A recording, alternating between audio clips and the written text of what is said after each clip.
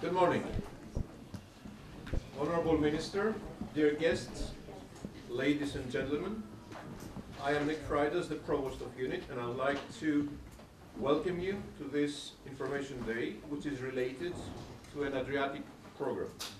Our aim is to raise awareness among small and medium enterprises, among entrepreneurs and prospective entrepreneurs, researchers and others about the project's objectives. Our target is that you benefit from the activities of this program. The conclusion from other similar activities is that those who hesitated to participate missed significant opportunities. We will do our best to prove that this will be the case with this program too. Enough though with introductory remarks. I look forward to what is next. Thank you for your attention. Minister Frejo. Ju faleminderit. Ju falem në Universitetin e New Yorkut ku kam pasur rast në vite herë tjetër. Dhe është kënaqësi e veçantë për disa arsye. Në fakt, strategjia rajonale për zhvillimin e Ballkanit në fushën e inovacionit është jashtëzakonisht e rëndësishme dhe është e rëndësishme në të vërtetë pse është e rëndësishme, sepse inovacioni nuk është sot më një alternativë.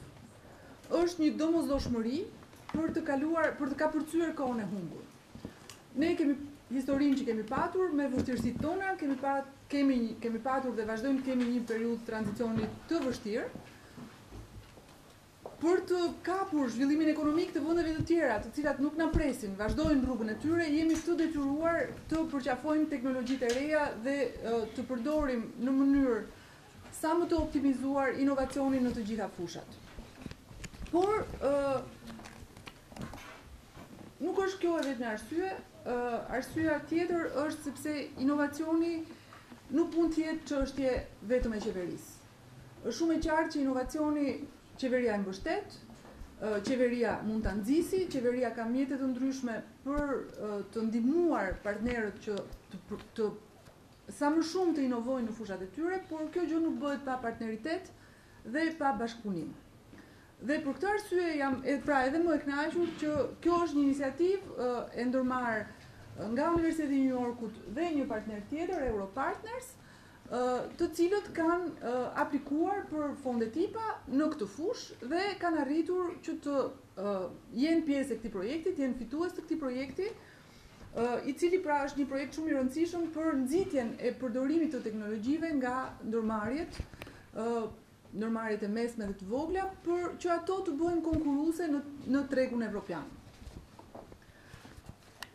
Është shumë e rëndësishme gjithashtu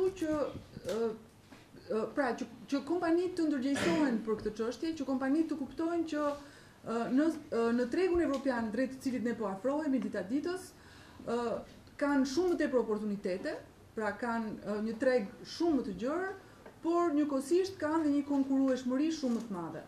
Që të jenë konkurruese në këtë treg, janë të detyruara të luftojnë, janë të detyruara të përmirësohen, janë të detyruara të përdorin metodat bashkëkohore, metodat e sotshme, dhe baza e këtyre metodave është sigurisht teknologjia. Kjo është për arsye sepse Ministria e Inovacionit jo vetëm që mbështet, por e ka dhe do vazhdoj ta mbështesi projektin Adriatin, në cilën pra Shqipëria rreshtohet pranë vendeve të tjera të rajonit në strategjinë rajonale për zhvillim dhe inovacion në Ballkanin Perëndimor. Një tjetër arsye e rëndësishme pse jemi sot këtu dhe pse kjo gjë duhet të promovohet, është fakti që, siç ndoshta ju të gjithë e dini, Shqipëria ka kapacitete të ulta për të përfituar fondet IPA. Fondet IPA janë fondet e Bashkimit Evropian për vendet që janë në situatën e para aderimit deri në marrjen e statusit kandidat, por edhe më tutje deri në antarësinë. Ka pasur një lloj organizimi të këtyre fondeve IPA që ishte ndar në një mënyrë tjetër deri në janar të këtij viti, që nga janari i këtij viti është vetëm një mekanizëm i fondeve IPA, dhe që të jemi konkurrues edhe për të marrë fondet IPA dhe ato që na akordohen në parim neve si vend, është shumë e nevojshme të rriten kapacitetet për ta bërë këtë gjë. Nuk është një rrugë relativisht e komplikuar, ata që e kanë bërë ndoshta mund të thonë një fjalë, projektet janë kanë ekzigjencat e tyre, pra duhen shkruar në një formë caktuar, duhet jemi shumë qartë në atë që duam të bëjmë, nuk mjafton të thuash një ide, dua të bëj këtë gjë, duhet të thuash se si do e bësh, se e kemi çik këtë karakteristikë, le të themi që kemi shumë ide, po pastaj duhet dhe të realizojmë ato ide, dhe kjo është një nga vështirësitë që hasim.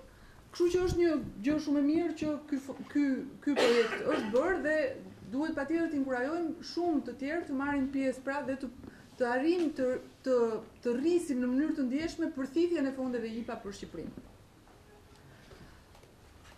Sigurisht ka dhe programe të tjera të Bashkimit Evropian që i përkasin pra fushës universitare, fushës së kërkimit shkencor në përgjithësi. Kemi programin shumë të madh që quhet Horizon 2020, që i financuar nga Bashkimi Evropian si një shtyllë shumë e fortë në fushën e kërkimit dhe inovacionit në Evropë. Çështja e inovacionit është një çështje sigurisht shumë e ndjeshme për ne që kemi vështirësitë tona dhe kemi një lloj prapambetje në këtë fushë, por mbetet një çështje shumë esenciale për Bashkimin Evropian, sepse edhe Evropa vetë, megjithëse është shumë më e avancuar se ne, ka vështirësitë e veta duke u krahasuar me Azinë dhe me kontinentin amerikan në përgjithësi. Që Evropa të mbetet kompetitive, që Evropa të arrijë të ruaj nivelin e jetesës, kushtet që ka krijuar për popullatën e saj, në të cilën ne duam të afrohemi, e ka të domosdoshme gjithashtu të inovojë, të investojë në kërkimin shkencor. Kjo është arsyeja sepse Bashkimi Evropian e ka përcaktuar si një prioritet shumë të rëndësishëm dhe ka hedhur pra fonde të mëdha për kërkimin shkencor nëpërmjet projektit Horizon 2020, të cilin unë juftoj që gjithashtu ta njihni, ta promovoni dhe të shihni mënyrat se si duhet të bashkëpunojmë për të arritur që të kemi projekte konkurruese edhe në këtë fushë. Për t'u rikthyer me disa fjalë thelbit të qëllimit që ka programi Adriatin, kryesisht për Shqipërinë, është krijimi pra i politikave për të rritur konkurrencën e kompanive të mesme dhe të vogla, për të ndarë, por edhe për të rritur tregun nëpërmjet teknologjisë, duke zhvilluar edhe politika mbrojtëse në interes të tyre dhe për të finalizuar në adezionin në Bashkimin Evropian në kuptimin e që ato të dalin në tregun e Bashkimit Evropian, se adezioni nuk është thjesht një antarësim në letër, adezioni, siç kam pas rastin ta shpjegoj shumë herë, jemi në stadin e marrjes së statusit kandidat, po pas ti do na duhet të hapim negociatat. Negociatat hapen për rreth 25 kapituj, nëse s'gaboj. Janë super teknike, është një gjë ku negociata bëhet për çdo çështje shumë të vogël për të mbrojtur interesat e vendit në lidhje me pjesën tjetër të tregut të përbashkët. Dhe në këtë pikë duhet patjetër që ndërmarrjet tona të jenë konkurruese, sepse asnjëri do t'i mbrojë, do duhet që ato vetë të shkojnë të dalin përballë atyre që konkurrentëve të tjerë nga Rumania, nga Polonia, nga Gjermania, nga Italia, dhe të arrijnë të marrin pjesë të një tregu të gjerë ku kanë gjithë oportunitetet e mundshme. Sigurisht pra besoj se gjatë ditës do shpjegohen në detaje gjithë pikat e ndryshme të këtij programi, rritja e kapaciteteve të sipërmarrjeve lokale nëpërmjet trajnimeve, promovimi i politikës së ekonomisë së shkallës që quhet, duke maksimizuar eficiencën, bashkëpunimi ndërrajonal, i cili është shumë i rëndësishëm për ne.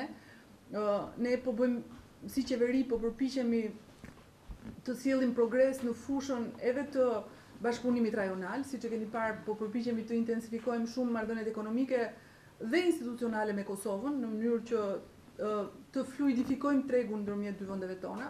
Sigurisht që të dy vendet janë të vogla në përmasa, por duke shtuar bashkëpunimin, shtohen edhe mundësitë ekonomike për të gjithë. Po kështu dhe me vendet e tjera të rajonit, si me Malin e Zi, ne kemi si ministri një tjetër projekt për zhvillimin e broadbandit në zonën ndërkufitare me Malin e Zi. Kemi projekte të tjera me Maqedoninë, dhe më duhet të konstatoj që ata janë më të përparuar se ne në fushën e zhvillimit të teknologjisë informacionit. Pra, nuk mund veç se t'ju inkurajoj në vazhdimin e këtij bashkëpunimi rajonal dhe t'ju falenderoj edhe një herë për ftesën që më bëtë sot.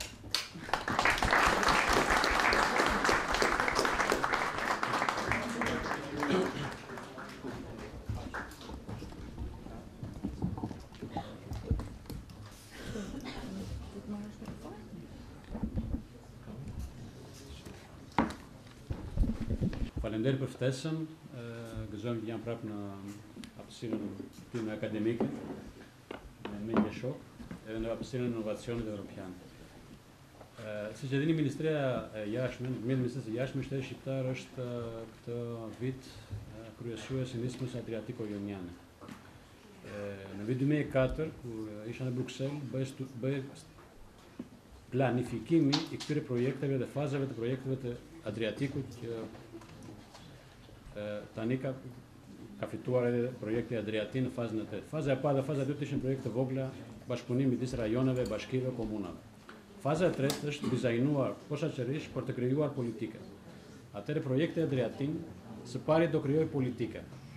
Dhe do rakordoj politikat e gjitha vendeve të rajoneve të Italis, të Greqisë, të Kroacisë, Bosnjës, Malizi, Serbisë. Domethënë kemi një projekt që është projekti paraprirës i projekteve që do të vinë në nismën Adriatiko-Joniane nga viti 2014 deri në vitin 2020. Siç tha zonja ministër, deri tani Shqipëria ka dështuar edhe në thithjen e këtyre fondeve edhe në rritjen e kapaciteteve. Unë besoj se kemi edhe kapacitete njerëzore, edhe kapacitetet shkencore për të thithur projekte dhe për të qenë konkurrues. Atë që nuk kemi ndoshta është ajo kultura e inovacionit. Si thon amerikanët që janë të parët që janë shpikur inovacionin, inovacioni është like a popcorn. Need some heat in order to start popping. So, ky është thelbi i inovacionit. Dhe thelbi i dytë i inovacionit është që inovacionin e fillon duke menduar se do të dështosh. Dështimi i suksesit inovacionit. Se idetë e reja, idetë inovative nuk gjejnë kollaj treg dhe vetëm 1%, siç është për shembull Facebooku, Twitter, apo vetë Microsoft, gjithë këto kompani janë një pjesë shumë e vogël e inovacionit teknologjik që ka ishte suksesshëm. Pjesa tjetër 99% i ka dhënë mësime këtij 1%-shi për të konkurruar tregun ndërkombëtar dhe për të fituar. Kështu që ky projekt, me sa e pash dhe lexova dhe me ndihmën e Malin Glenit, ka dy gjëra që janë shumë interesante dhe do jenë besoj të shumë pozitive në strategjinë tonë për rajonin Adriatiko-Jonian dhe të jenë dhe konkurrues në këtë rajon. I pari është helpdesk që do krijohet, që normalisht ky helpdesk duhet të ishte gati edhe nga vetë qeveria, një helpdesk për startupet, për kompanitë e vogla dhe të mesme, për njerëzit që duan të kthehen në Shqipëri dhe të bëjnë një biznes, si mund të gjejnë që nga QKR-ja, QKL-ja, këto licencat deri tek financimi bankar. Kjo do jetë shumë interesante, shpresoj që të funksionojë brenda vitit siç është plani, dhe do jetë shumë interesante dhe si projekt pilot. Nëse është i suksesshëm, unë besoj se edhe vetë Ministria duhet ta ketë parasysh se këto stila helpdesk ekzistojnë edhe në Bruksel. Gjëra e dytë që ka është një kolab. Konceptimi i kolabit është një konceptim i viteve 2000 në Amerikë.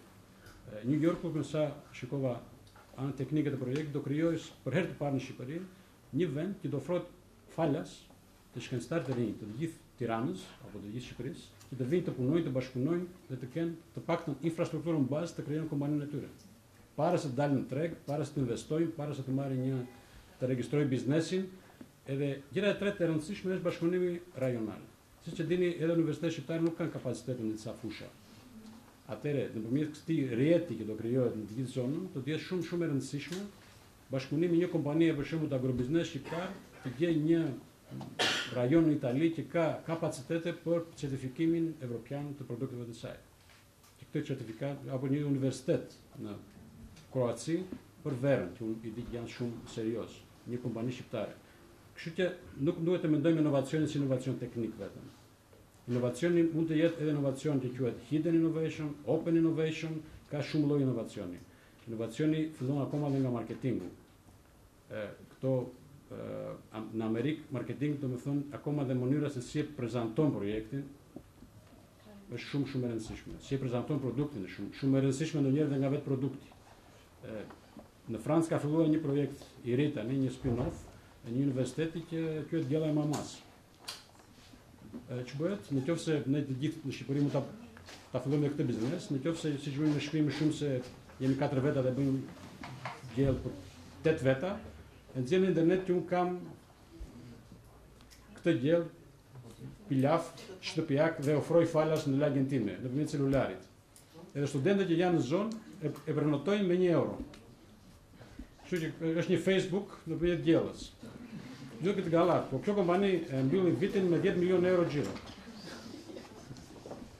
Më thënë, nuk është inovative vetëm ideja e biznesit, se janë teknologjike zgjidhen në brenda 5 minuta. Ju falenderoj për vëmendjen.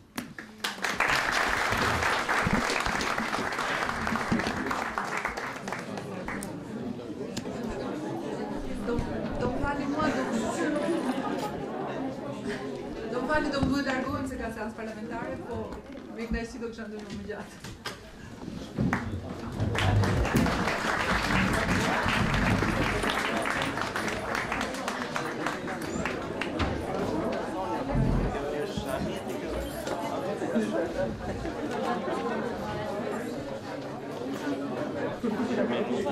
Produktet dhe shërbimet e tyre dhe të rrisë gjithashtu aftësinë eksportuese në rastet që ne mund të nxjerrim një produkt i cili është konkurrues në tregun evropian. Pra, këto janë dy boshtet kryesore të cilat projekti i synon. Më pas do shohim edhe objektivat specifike. Pak informacion mbi partnerët. Janë 8 vende të pelgut Adriatiku, duke përfshirë edhe Serbinë, që është konsideruar një partner i rëndësishëm dhe ronaq. Janë 20 partnerë në këtë vende. Buxheti i projektit është signifikativ për një projekt të këtij lloji, pra është një projekt strategjik që ka impakt edhe në krijimin e vendeve të punës. Për Shqipërinë, 2 partnerë të cilët kanë fituar të aplikim dhe kanë qenë pjesë e aplikimit është Europartners Development dhe Universiteti Europe në Tiranë.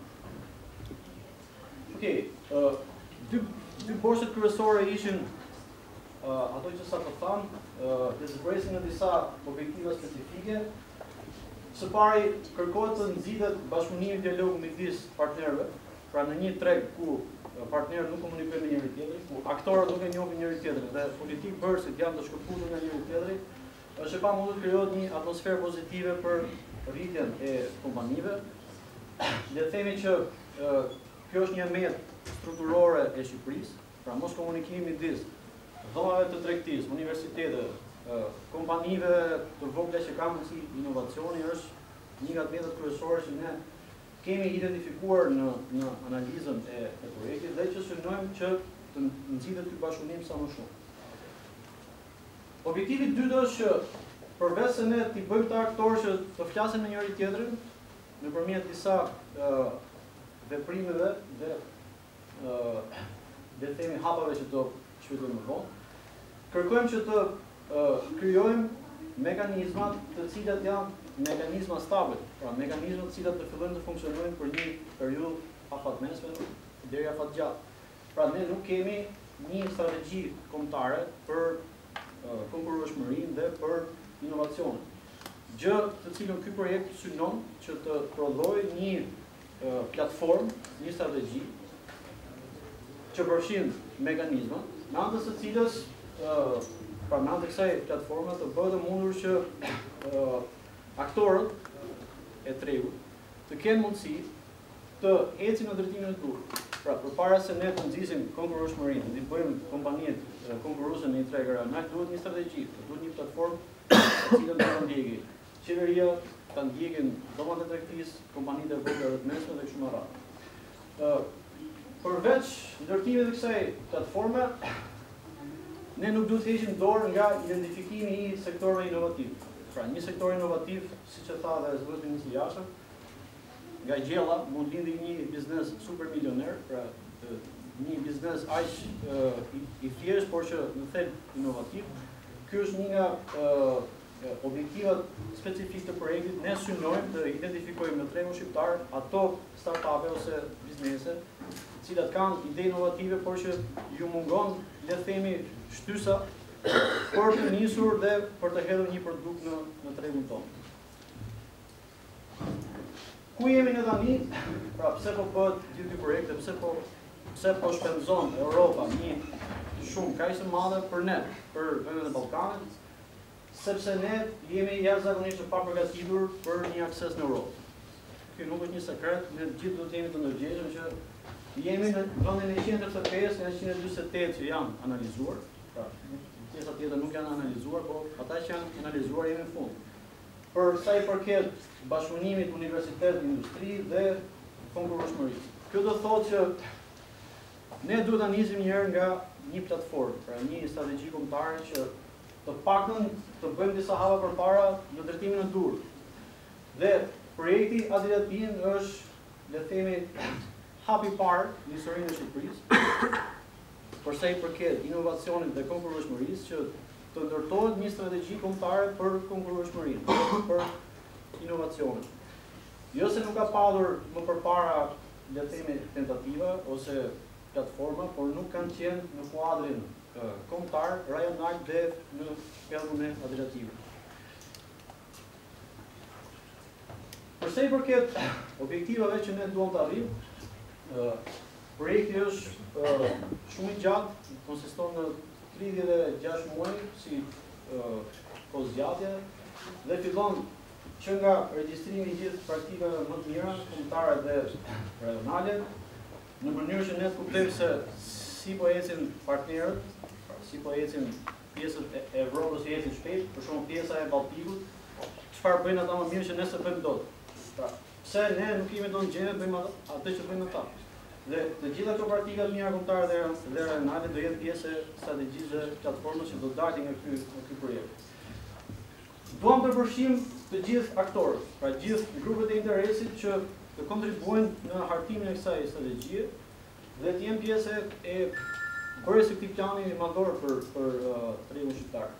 Dhe gjithashtu, në fund fare kërkojmë që përveç se masave që ne duam të marrim në lidhje me startupe dhe me kompanitë vogla, të propozohen edhe disa masa në nivel makro, për shembull masa mund i propozohen qeverisë në kuadrin e kësaj strategjie, si për shembull masa që lidhen me taksimet, ngritjen e disa bordeve që të drejtojnë zhvillimin e strategjisë për konkurrueshmërinë dhe kërkojmë gjithashtu edhe zhvillimin e disa praktikave që janë shumë përhapura në service, që është venture capital, pra përsimi i venture capital. Tjetër, ne kërkojmë, pra synojmë që në pelgun e Adriatikut të krijojmë një rrjet, pra është një ekosistem ndërkufitar, ku kompanisë vogla dhe të mesme të interesuara për bashkëpunim me kompani të Adriatikut, të pelgut të Adriatikut, nga Kroacia, Malezi, Slovenia, Serbia, Itali, Greqi, të gjitha këto të ndërtojnë së bashku një rrjet, me anë të cilit të jenë gjendje të shkëmbejnë know-how dhe të lidhen partnershipe në biznes. Kërkojmë gjithashtu që arsimi i lartë, dhoma tregtisë dhe ndërmarrjet e mesme dhe të vogla të ndajnë diçka. Deri tani nuk shohim asnjë ndarje, pra arsimi i lartë është i shkëputur nga ndërmarrjet e mesme dhe të vogla. Dhomat e tregtisë, të cilat normalisht duhet të jenë shumë aktive në hartimin e këtyre strategjive dhe në dhënien sa më shumë impuls këtyre ndërmarrjeve, janë shumë pasive në krahasim me vendet e rajonit. Dhe kërkojmë gjithashtu që produktet që këto ndërmarrje nxjerrin të mos mbeten lokale. Pra, rrjedhëzimi është shumë i rëndësishëm, pasi shumë kompani të pellgut të Adriatikut mund të kërkojmë partnerë në Shqipëri për shumë arsye, për arsye kostosh, për arsye sepse ne diçka për shembull që mund ta bëjmë me një farë çmimi, mund ta bëjmë shumë mirë në një vend të rajonit kushton shumë shtrenjtë. Ky është një synim jashtëzakonisht i rëndësishëm sepse ka dhe si rrjedhoj krijimin e vendeve të punës. Por nëse një kompani italiane, slovene, kroate mund të investojë në Shqipëri në bazën e këtij projekti si rrjedhëzim, rrjedhoja që vjen më pas pra impakti është krijimi i vendeve të punës. Objektivi 2. Çfarë mekanizmash mendojmë ne të vëmë në lëvizje për ngritjen e kapaciteteve të këtyre ndërmarrjeve? Është një synim ose një le të themi target shumë i rëndësishëm, siç e tha zëvendësi ministri Jashar, që është për të parë herë në Shqipëri do të ngrihet një hapësirë që quhet Kolab, një ide inovative e lindur në Shtetet e Bashkuara në vitin 2000. Që është një ambient pune ku industria përqafon akademinë dhe së bashku edhe me ndërhyrjen e dhomës së tregtisë krijohet një sinergji për produkte inovative, për rrjedhëzim të këtyre produkteve me rajonin. Përveç laboratori që do të ngrihet në pranë Universitetit të New Tirana, është edhe shërbimi i helpdeskut, jo më pak i rëndësishëm se sa laboratori, që do të synojë të jetë një pikë referimi për të gjitha ndërmarrjet e vogla dhe edhe të mesme dhe për startupet. Ky helpdesk do jetë shumë i rëndësishëm të ngrihet pranë Europark. Përveç këtyre dy, le të themi, aktiviteteve jashtëzakonisht të rëndësishme për objektivin 2, do organizohet edhe evente për krijimin e startupeve, pra është një startup weekend, shërbime ndërmjetësimi për talentet, seminare për rrahjen e ideve për produkte apo shërbime inovative dhe gjithsesi në fund fare është edhe regjistrimi i të gjitha këtyre ndërmarrjeve në një databazë të cilën mund ta konsultojnë të gjithë partnerët tanë të Adriatikut. Tjetër, në objektivin 2 do ofrojmë programe konsultimi për ndërmarrjet të mesme dhe të vogla, duke ndihmuar individualisht sipas ndërmarrjes dhe sipas idesë që ndërmarrja ka me ekspert. Pra do të merren ekspert që do të kontribuojnë në thellimin e një ide inovative që një ndërmarrje ka, por që nuk e ka të mundur ta zhvillojë për shkak të mungesës së know-how ose për shkak të buxhetit që kompania ka. Dhe ky është një nga aktivitetet më kryesore të projektit. Pra nëse një startup ose një kompani ka një ide ose ka filluar të punojë me një produkt inovativ ose shërbim inovativ, projekti synon që të thresë ekspert, pra të thithë ekspertizë të kualifikuar si vendase ashtu dhe të huaj dhe të japi suport kësaj kompanie që të jetë e suksesshme me lancimin ose me hedhjen e produktit dhe shërbimit në treg. Do të organizohen seminare ku histori suksesi të kompanive do të prezantohen në mënyrë që të merret spunto nga një histori pra e suksesshme e një produkti ose një shërbimi inovativ. Dhe kërkojmë gjithashtu edhe një ato që ne i quajmë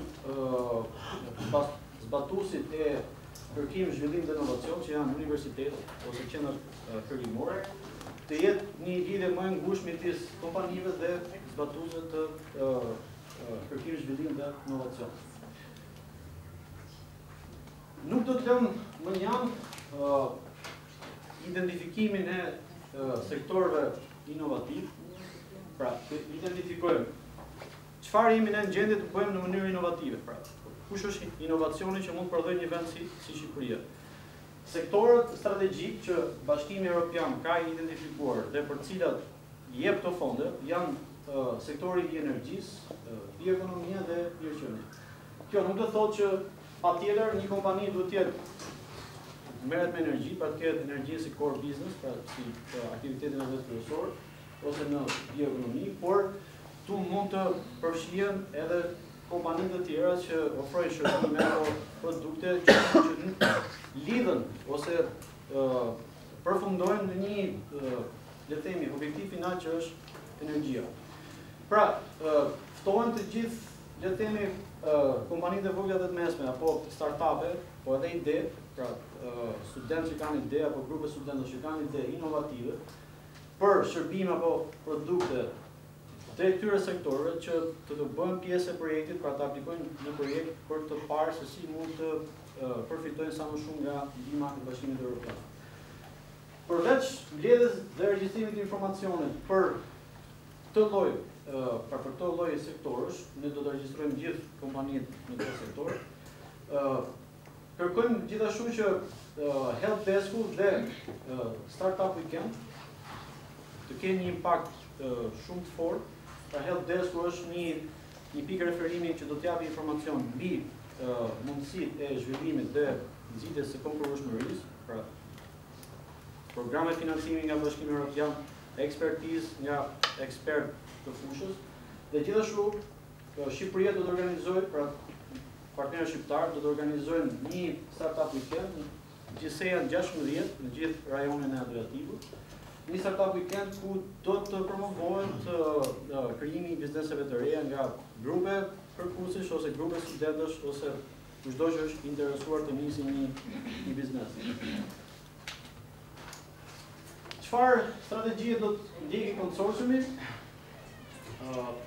Pra ne janë dy linja që ne do të synojmë fort brenda projektit, duke shfrytzuar gjithë buxhetin e mundshëm, identifikimi i inovacionit, çfarë të re ka në Shqipëri, çfarë të re kanë kompanitë, për çfarë shërbimesh apo produktesh inovative mund të shërbohen. Dhe kjo është shumë e rëndësishme. Asnjë nuk mund të marrë pjesë me një ide të vjetër ose diçka që ekziston, pa qenë në gjendje që të japi diçka të re, diçka inovative që ta bëjë kompaninë të konkurrueshme në treg. Dhe mbas identifikimit të kompanive inovative dhe që kërkojnë të japin kontributin e vet në këtë projekt dhe të përfitojnë nga projekti, gjithashtu kompanitë do të përfshihen në një networking system, pra një rrjedhëzim me kompani të ngjashme në Itali, në Greqi, Sloveni, Kroaci, Serbi, dhe më besoni, kompanitë e përfshira në këtë projekt, pra të interesuar deri tani nga ana tjetër e Adriatikut janë me gjithmonë shumë agresive, janë shumë të interesuara për tregjet si tregu jo, sepse krahu i punës është i lirë, shumë produkte dhe shërbime mungojnë. Ka mundësi për zhvillim produktesh të reja me kosto të ulët, gjë që është jashtëzakonisht e vështirë të bëhet në Bashkimin Evropian, sepse ka shpenzime shumë të larta. Dhe rrjedhëzimi është një nga, le të themi, përfitimet më të mëdha që mund të ketë një startup. Pra një startup shqiptar ose edhe kompani e vogël që ka një produkt ose një shërbim në një treg si tregu jon që është i kuvizuar, ka limitet e veta, pra arrin limitet e veta në numër shitjes, në xhiro etj. Në rast se rrjedhëzohet me kompani si Mota në vendet e Adriatikut, mund të rrisi tregun e vet vetëm nëpërmjet inovacionit. Pra ne nuk mund të shkojmë të japim një produkt ose një shërbim përtej Adriatikut me, le të themi, diçka që është e vjetër ose diçka që ata e kanë tashmë.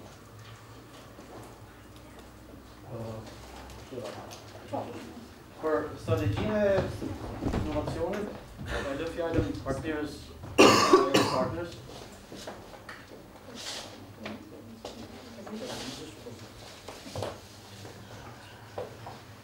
Unë quaj me Kleva Qinami, ose Bullaj, jam menaxhere e projektit Adriatik. Kemi punuar së bashku me Marin Glenin për të shkruar fillimisht këtë projekt dhe na u desh në fakt shumë punë e mund për të kuptuar në çik dhe për të përshtatur edhe situatës lokale, situatës vendore le të themi që kemi këtu në Shqipëri. Unë nuk dua të përsëris ato që çau thanë edhe nga ministri, zëvendës ministri dhe nga Marin Gleni, por do doja të fokusohesha direkt në hapat konkret ose praktik që do ketë, le të themi, mbas mbarimit të kësaj vite.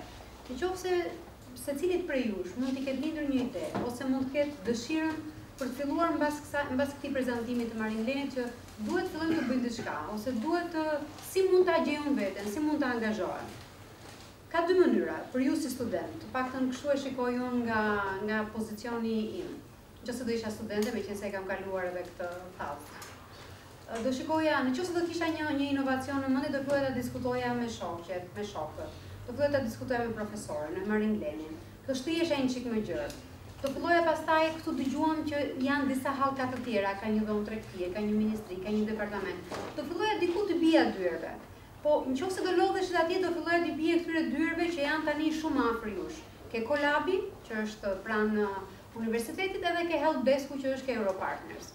Meqense ne jemi më afër dhe jemi pikërisht ky projekt ka një hapdere në një lloj, siç e tha Marileni, të një strategjie. Atëherë, gjëja e parë që do bëja, do diskutoja nëse do kisha këtë mendim inovativ. Nëse nuk e kam, po kam dëshirën. Nuk kam për momentin, sepse jo çdo njeri lind shkencëtar dhe jo çdo njeri mund t'i lindi në mendje, qoftë edhe në këtë moshë, në këtë moment diçka, por është hapi i dytë ose është le të themi një dritare tjetër. Po dëgjoj që ka disa SME, ndërmarrje të vogla dhe të mesme në rajon, që kanë disa patenta. Patenta të thotë, domethënë që kanë, si thua, certifikimin e një produkti të tyre, një inovacioni. Pra nuk më duhet mua ta shpik. Atëherë të mbështeten tek këto SME që janë në rajon. Shikoj që në krizën globale që jemi ne tani, siç e tha dhe Marin Leni, këto kanë dëshirën për t'u afruar, për të shfrytzuar koston e ulët, për të shfrytzuar pozicionin gjeografik të Shqipërisë, për të shfrytzuar edhe klimën, sepse fushat janë të ndryshme, domethënë që nga energjia që duket pak e madhe për Shqipërinë, po deri tek bujësia, te agroturizmi, që janë shumë të prekshme dhe shumë të favorshme, çfarë mund t'i ofrojë vetë Shqipëria. Atëherë ju si student do thoja që hajde kapim njerë këto ide që i kanë këto SME dhe që i aplikojnë në gjithë rajonin. Dhe kur them rajonin, vendet që ndoshta u anashkaluan, po e mira është ti dini që të përmendet, i kemi shumë afër, është Greqia, Italia, Malizi, Bosnia, Serbia, Kroacia, Slovenia, domethënë edhe në distancë gjeografike nuk janë shumë larg. Se ne shkojmë për pushime, me raste, kuptohet, por ama kur shkojmë për pushime mund ta shfrytëzojmë edhe për gjëra të tjera. Pra, ka shumë avantazhe që ne mund të themi pse mos i importojmë si thua këtë lloj inovacioni të tyre dhe mos ta bëjmë tonën. Atëherë si fillon kjo? Unë nuk e di se sa janë nga fusha e SME-ve, po kjo pak rëndësika sepse ne kemi realizuar takime edhe kështu ballë për ballë me to, por hapi i parë që ne do dëshironim dhe fillonim komunikimin si me ju dhe me SME, është lëshimi është shpallja e një pyetësori që kemi identifikuar disa, ose më mirë janë ngritur disa pyetje që i identifikojnë gjendjen, situatën e një ndërmarrje të vogël dhe të mesme gjithmonë, e veçuara e kësaj, është edhe veçanta, pjesa e veçantë është që këto ndërmarrje të vogla dhe të mesme kanë komponentin inovacion. Nëse quhet ju duket fjalë e madhe inovacion, kanë një risi, kanë një përparim teknologjik, që ndryshe nga tjerët po e sjellin dhe po gjenerojnë ose po prodhojnë një diçka të mirë, materiale, shoqërore, ekonomike, kulturore, gjithçka. Pra prodhojnë diçka. Atëherë, me anë të këtij formulari, që ka disa ose pyetësori që ka disa kritere. Më falesh më bravo. Këto kritere janë vënë faktikisht për të gjitha ndërmarrjet e vogla dhe të mesme të rajonit. Por ne kemi bërë një lloj përshtatje, jo tamam këtu, por kemi zvogëluar, faktikisht ne kemi harruar për të updateuar, por e kemi zvogëluar sepse këtu bëhet fjalë që ndërmarrjet e vogla dhe të mesme në Greqi dhe në Itali kanë për masa më të mëdha, aq më tepër se mos në fushën e energjisë. Por janë vënë disa kritere, për shembull, të ketë selin në Shqipëri, të ketë xhiro vjetore jo më tepër se 50 milion. Fakti që është vënë 50 milion është që ka qenë si bazë referencë edhe për vendet e tjera, por që mos kalojë tek korporatat e bizneset e mëdha, sepse ato futen në një kategori tjetër. Po, të mos kenë më tepër se 250 punonjës, të operojnë direkt ose të ofrojnë shërbime apo produkte në sektorët që përmendi Marin Leni, por jo domosdoshmërisht në këto sektore. Domethënë e mira e këtij projekti është që deri diku ka një lloj fleksibiliteti, sepse më e rëndësishme është ajo risi që do sjellë ose që do aplikohet, sesa duhet të jetë detyrimisht në këtë fushë apo në një fushë tjetër.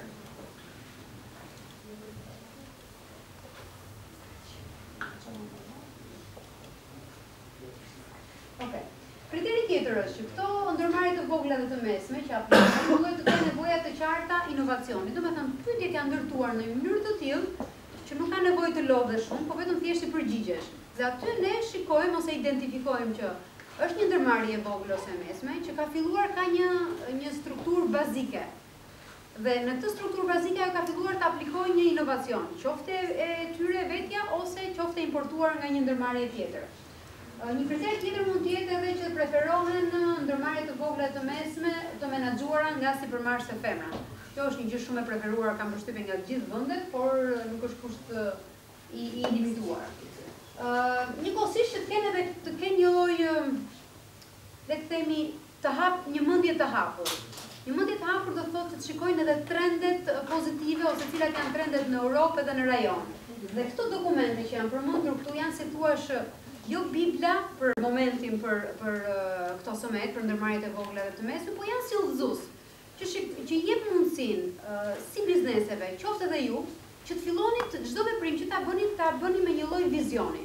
Domethënë mos të punoj qoftë ndërmarrje e vogël ose mesme, mos të punoj sot për sot, ose për 2-3 vjet ose për 5 vjet. Por të filloj të mendoj që ku do shkoj, ku do i gjej veten mbas 5 vjetësh, mbas 10 vjetësh, mbas 15 vjetësh. Sepse avantazhi që ka Shqipëria, përveç këtyre të mirave që thamë, qoftë pozicioni gjeografik, qoftë klima, qoftë kapacitetet, le të themi edhe kapitalet, tamam kapitalet të çmuar mendor që ka Shqipëria, por që nuk po shfrytëzohet si duhet, të fillojnë të shikojnë me një dritë tjetër mbasi, siç e përmendi edhe ministri, në momentin që fillohen negociatat, negociatat janë shumë të ngushta, janë shumë teknike, dhe fondet nuk aplikohen ose nuk jepen më në bazë të raportit që kanë vendet për sa i përket popullsisë. Për shembull, meqense se Gjermania ka këtë popullsi do marrë kaq fonde, dhe Shqipëria meqense se ka popullsi të vogël do marrë kaq fonde. Jo, nuk do ekzistojë më kjo. E mira e kësaj dhe lufta që po bën tani Europa, sepse po shikon çik veten në pas, është që do fitojnë, fondet do jepen në bazë të konkurrueshmërisë. Kush është më i zoti, kush është më i miri, kush ka ide, le t'i hedhë dhe le t'i marrin, nëse është i zoti, le t'i marrin këto fonde. Ndaj dhe kjo është një gjë shumë e mirë për Shqipërinë duke qenë një vend i vogël.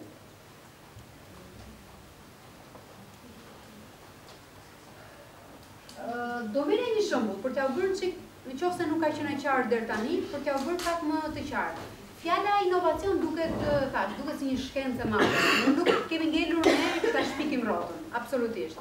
Por thamë ka dy mënyra, ose diçka që mund të jetë shumë e thjeshtë dhe ne përmendi rastin e ushqimit që fillon dhe bën si aktivitet dhe merr një lloj logo, një lloj, se patent ndoshta është fjalë e madhe, por një lloj logo që të identifikon dhe fillon ti bën marketimin e atij aktiviteti që po bën, po qoftë edhe të patentave të shpikjeve që mund të kenë ndërmarrje të tjera në rajon.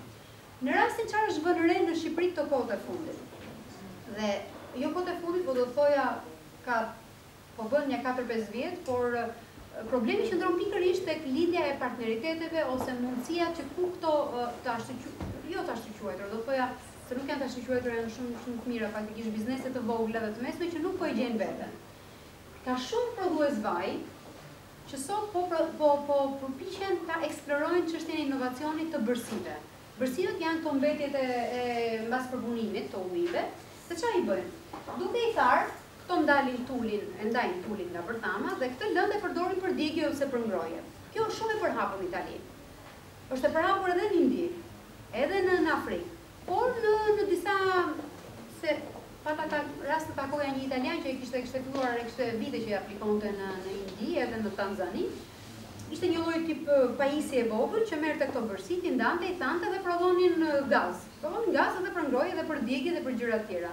Ndërkohë që në Itali prodhoi shumë më tepër, dhe thoshte si ka mundësi që shqiptarët akoma, duke qenë një vend që mbjell shumë ulli, si ka mundësi që nuk i ka shkuar akoma në mendje dhe të bëjnë një lloj makinerie që është as aq e vogël sa për Tanzani, po aq as shumë e madhe për Italinë. Atëherë hajdeni të shfrytëzojeni. Dhe përveç faktit të kësaj do kanë shfrytzuar edhe tulin, pastaj kanë ndarë veç tulin nga bërthama dhe tulin po e shfrytëzojnë për një lloj pate për konsumatorët.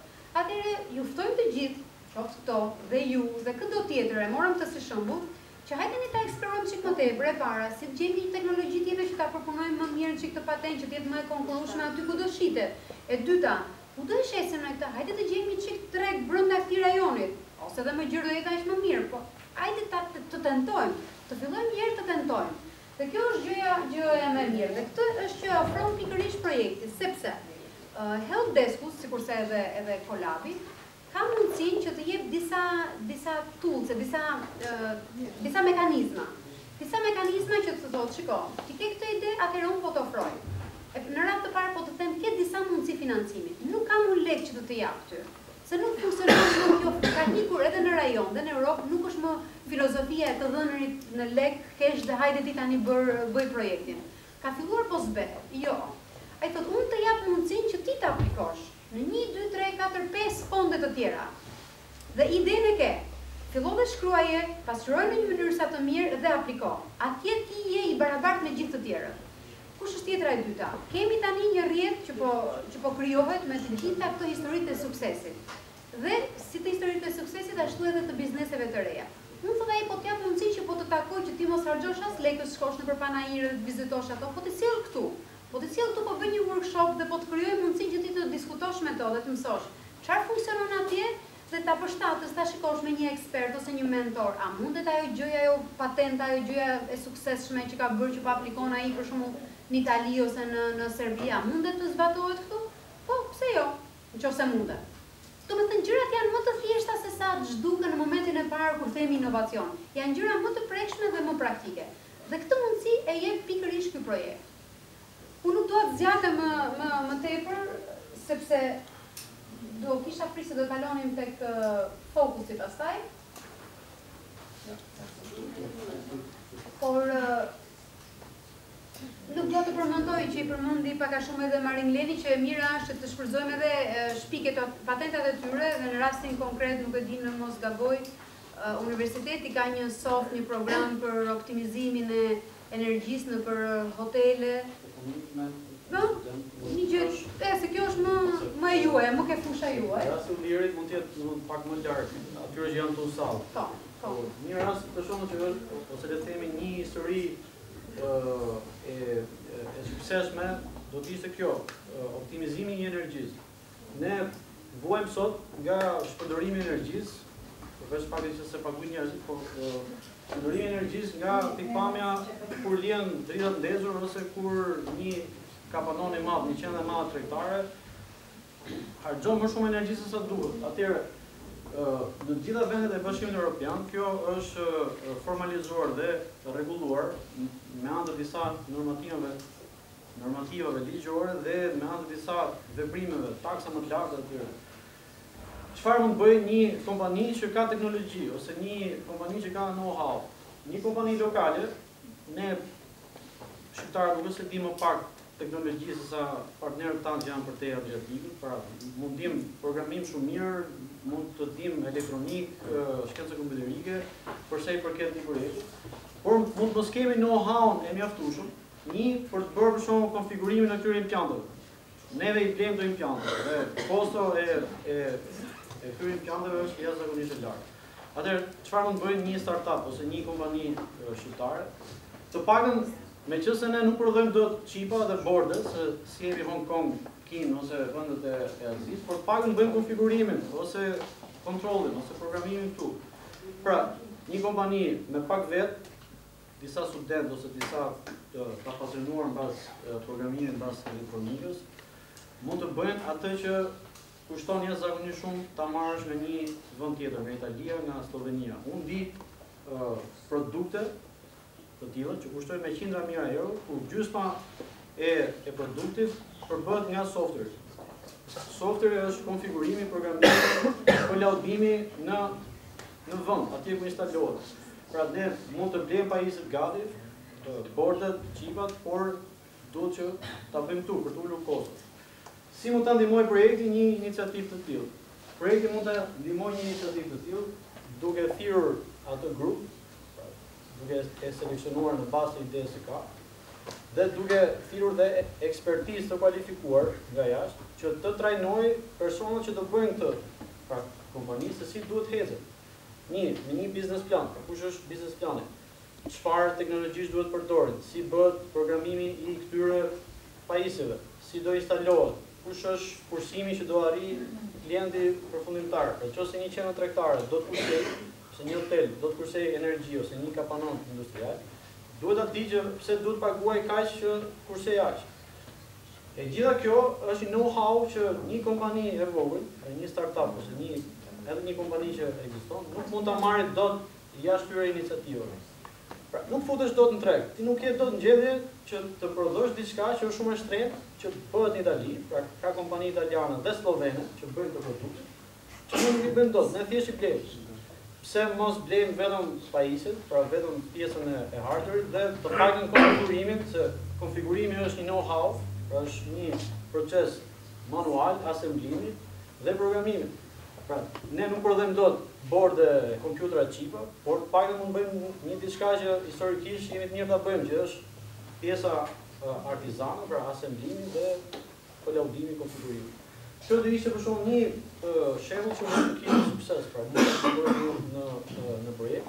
Kur them kjo, gjithsecili para që është interesuar student ose të apasionuar ndaj inovacionit mund të fillojë të mendojë për iniciativa të tilla që mund të përfitojnë shumë nga ky projekt. Është një projekt shumë i gjatë, 30 dhe ca muaj që do të japë shumë input atyre që kanë ide edhe ide për shërbime dhe produkte inovative. Bëjmë një sesion në pyetje-përgjigje, për nëse do kishit pyetje dhe përgjigje përsa i përket procesit të aplikimit, procesi i aplikimit ne kemi shpërndar formular direkt ke ato kontakte kompanisë mesme dhe të vogla që kemi gjetur. Kolli është i hapur, pra thirrja është e hapur për këto. Pra kushdo që mendon që mund të nisë një startup ose një kompani që e ka thonë që është ngritur dhe që ka diçka inovative, mund të aplikojë, sepse mund të krijohen kontakte jashtëzakonisht të rëndësishme me partnerë në MSD në Adriatik, sidomos me partnerë italian, sloven dhe kroat që janë jashtëzakonisht shumë përpara përsa i përket inovacionit.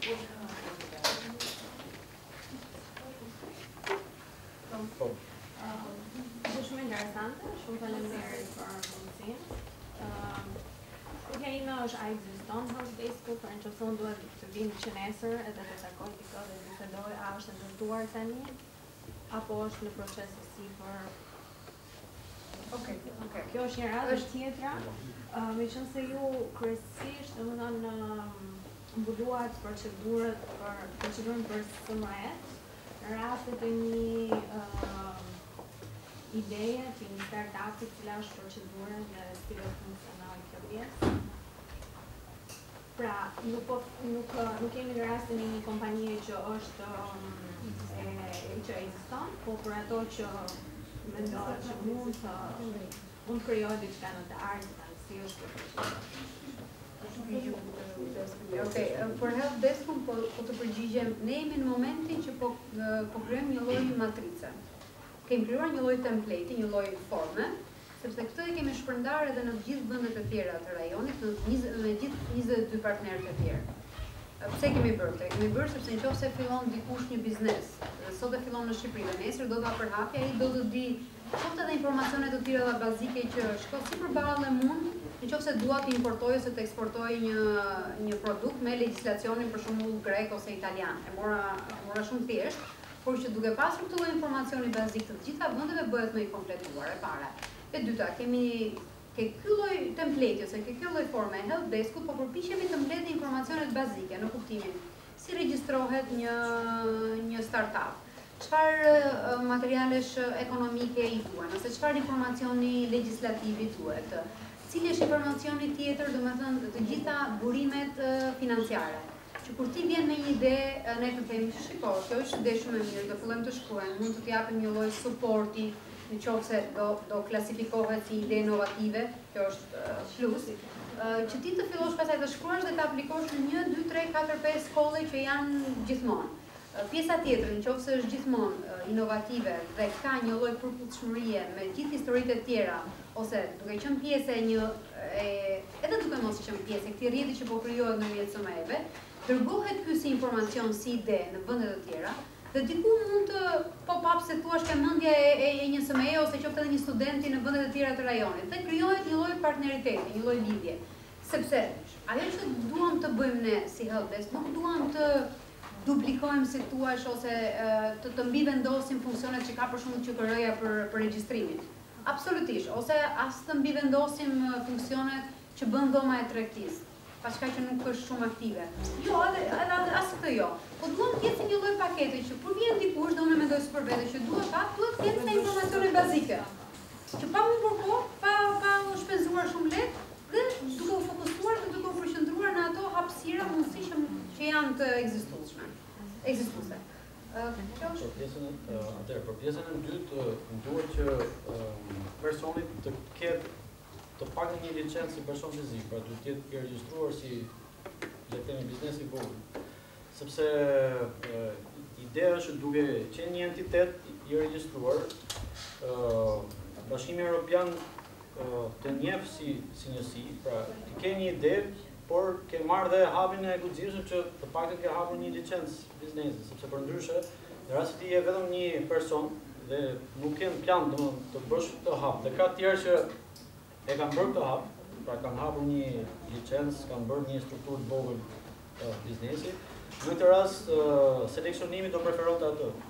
Pra, pavarësisht idesë, shërbimit ose produktit inovativ, në rast se nuk je i regjistruar të paktën si entitet, do preferosh një person që ka një ide më pak inovative, por që paktën ka bërë hapin që është regjistruar. Ne në Shqipëri kemi këtë maktin që regjistrimi si biznes është një gjë e madhe, madhore, e jashtëzakonshme. Regjistrimi si person fizik është diçka shumë normale në rast se ti ke ndërmend ta vësh në jetë ato ide. Pra duhet të jesh i regjistruar si person fizik. A ka rëndësi historiku i SME-ja? Jo. Si vite ose Në rast se vjen një ide inovative, ky projekt do shërbejë si inkubator për 5 iniciativa. Pra, në fund fare do seleksionohen 5 nga çdo vend i rajonit, pra 8 vende, në total janë 40.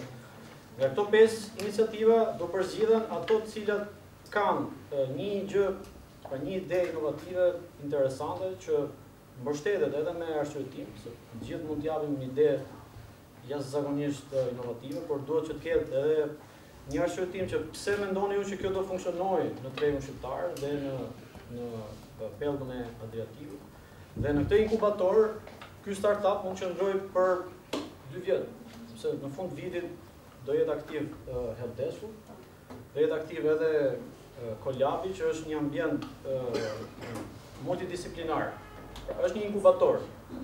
Një person i vetëm ose 2-3 student, nëse lihen vetëm, pra pa një shtytje dhe pa trajnim, konsulencë për know-how, pra si të ecin përpara, me shumë mundësi edhe mund dështojnë, pra është i lartë probabiliteti për dështuar.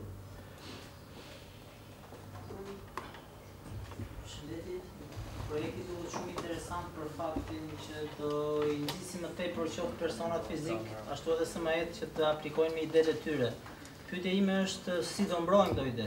Nëse do aplikojmë, kemi këtë ide, edhe shohim që nesër pas nesër del dikush tjetër që e ka aplikuar këtë ide. Do ndjekin dhe do të ndjekësh procedurat e regjistrimit, pastaj të certifikimit.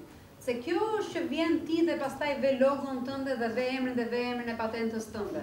Dhe kjo, ndoshta ne harruam pa e tekstuar, por në pyetësor është vendosur SME-t, kryesisht me nevoja në fushën e kërkimit, zhvillimit, të inovacionit, dhe me një lloj theksi të veçantë mbi të drejtat e pronësisë intelektuale. Kjo është shumë e rëndësishme, pasi nuk e di, ne kemi diskutuar edhe midis nesh që problemet më të mëdha që ka sot ndërmarrjet e mesme dhe të vogla në Europë me pjesën tjetër të botës është pikërisht IPR-i që i quajmë, të Intellectual Property Rights. Sepse sot kjo diskutohet, aq më tepër me Kinën. Kush e mbron patentën e tij, si e mbron dhe sa keq informohet ose dizinformohet pastaj në lidhje me këtë lloj legjislacioni. Dhe kjo është një ndër shërbimet e tjera që ne ofrojmë për ta mbrojtur.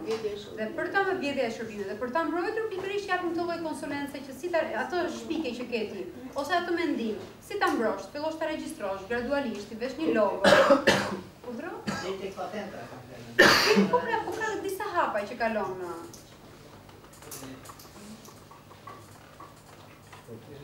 sa i përgjithë bashkëpunimin e kompanive në mënyrë të veçantë në AITA, ka pasur një tip ose një veprim konkret, apo se më intereson më shumë perspektivë teknologjisë. ai të është ftuar këtu pësështë. Mbledhja e pothuajse gjithë. Prandaj ka linci në bëhet ky projekt më shumë, se janë shumë funksione. Fakti që këtu mungojnë shumë aktorë është tregues i shumë i qartë se si jemi ne, si vend. Pra, ftohen gjithë aktorët dhe një pjesë vjen, një pjesë nuk vjen. Pra kjo është për ta thënë se projekti ka le të themi të synim që në fund fare këta aktorët që janë të vijnë bashkë në një strukturë. Nëse s'bëhet struktura, nuk takohen as sekundi, nuk ka një vend që të pikë takimi. Po si do funksionojë pastaj? Për pjesën e teknologjisë, ne mund bëhemi Si ka funksionuar? mund bëhemi konkurrues në rast se ne vendosim teknologji. Në rast se nuk vendosim teknologji në lojë, është e vështirë që bëhemi konkurrues. Pra, Jo, problemi. për këtë arsye unë për shembull këtu në universitet e kemi ndjerë ne të shkencave kompjuterike, se mendojmë që nëpërmjet teknologjisë ne mund bëhemi kompetitiv. Pavarësisht se ka shumë ide inovative që nuk kanë një teknologji. Rasti i gjellës që biznes shumë i suksesshëm nuk ka një teknologji, por për pjesën e Shqipërisë unë mendoj që sidomos aktorët e ICT-s, pra inxhinieria elektronike, inxhinieria informatika, pra komuniteti i informatikës do t'javi kontribut shumë madh në këtë drejtim. Është shumë problem identifikimi i subjekteve të kompanive që janë probleme si për t'i ftuar. Është shumë problem i madh. Pse? Projekti shumë i qartë i kriterë. Do të thonë, jo se përjashton automatikisht, por është fokusuar KSM-et me këto kritere, me kaq turnover, me kaq punonjës e tjerë, me idenë që korporatat kanë strukturat e veta, kanë kapacitete me R&D e tjera që zhvillohen normalisht. Po ndërkohë aty shohim gjithë mundësitë që të zhvillohen këto inovacione. Kjo pjesa tjetër ose marrin, ose mbijetojnë, ose domethënë dhe se janë vetë përfshirë dhe po e shoh një problem shumë të madh, domethënë.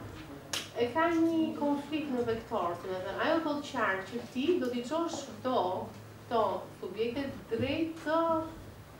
drejt komunikimit, networkut edhe bashkësisë përbashkët me komunikim. Ndërkohë që ndodhen e kundërta në realitet. Në realitet është që ti je në këtë komunitet, je në këtë bashkëpunim që të vjen ideja, pastaj dhe zhvillon. Do të ka një nuk e di si do raportohet. Ne do synojmë nëpërmjet fushatave informative, se projekti e lejon është goxha i madh dhe me buxhet madh.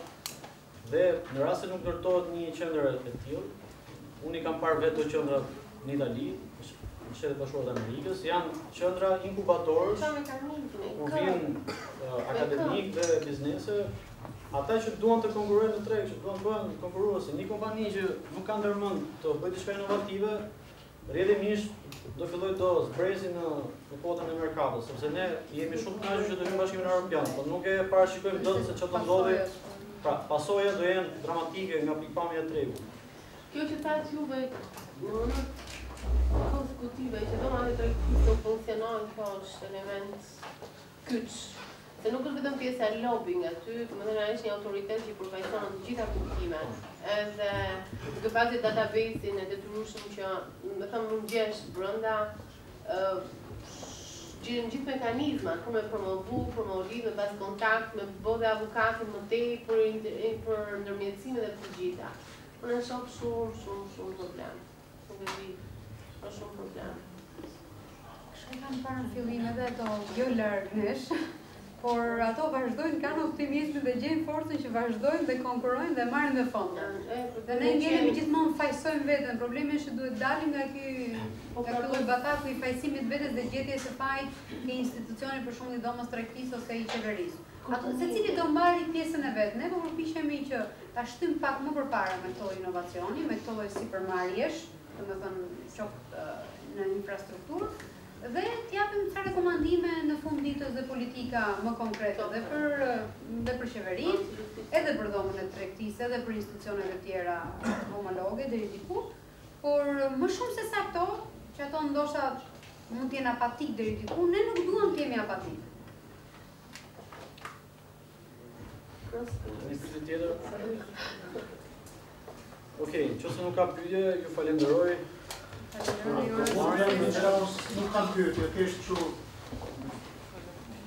Fakt dohet ju falenderoj, unë vi nga Agjencia e Teknologjisë, e Kërkimit, Teknologjisë dhe Inovacionit. Pak a shumë targeti tuaj është dhe targeti i agjencisë tonë. Është shumë i bukur si projekt. Urimet e mia me fjalë për punën që keni bërë. Uroj të implementohet ashtu siç e keni ju ndërmend. Por duhet patur pak kujdes sepse ka vështirësi në terrenin ton shqiptar, në mentalitetin e biznesmenëve. A keni parasysh se çfarë dua të them? Ma morët nga goja. Edhe nuk është herë e parë që ndodhet, edhe në takimet tjera është e njëjta gjë. Prandaj, unë kam një sugjerim që të mos zgjatëm tani me inovacione, se ju i thatë gjitha, inovacione në fakt nuk është një shpikje, inovacione nuk është as gogol, është thjesht një ide plus para, teknologji, prodhon diçka poshit, ai është inovacioni. Bëhet me pothuajse 3 mënyra bazë, në një teknologji të caktuar mundet të rinovosh një nyje teknologjike, mund të rinovosh teknologjinë, por mund të bësh edhe technology transfer. Transferin teknologjie, qoftë në hard, qoftë në know-how, edhe njohuria është inovacion. Prandaj nuk është asgjë e vështirë. Prandaj unë do thoshja në hartimin e implementimit të projektit tuaj, të kihet parasysh në aktivitetet që do bëni, jo vetëm të thirrni takime siç po e bëni sot. A ka mundësi me grup të vogël të shkoni pranë bizneseve?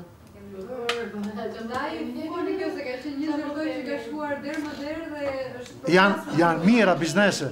Ju thot kriteret, ato 2 kriteret kryesor bazë, janë kriteret e Bashkimit Evropian dhe të kuadrit programit kuadër FP7, ato janë. Kështu që në ato kritere, po thua se hynë të gjithë ndërmarrjet shqiptare. Mbi 95%.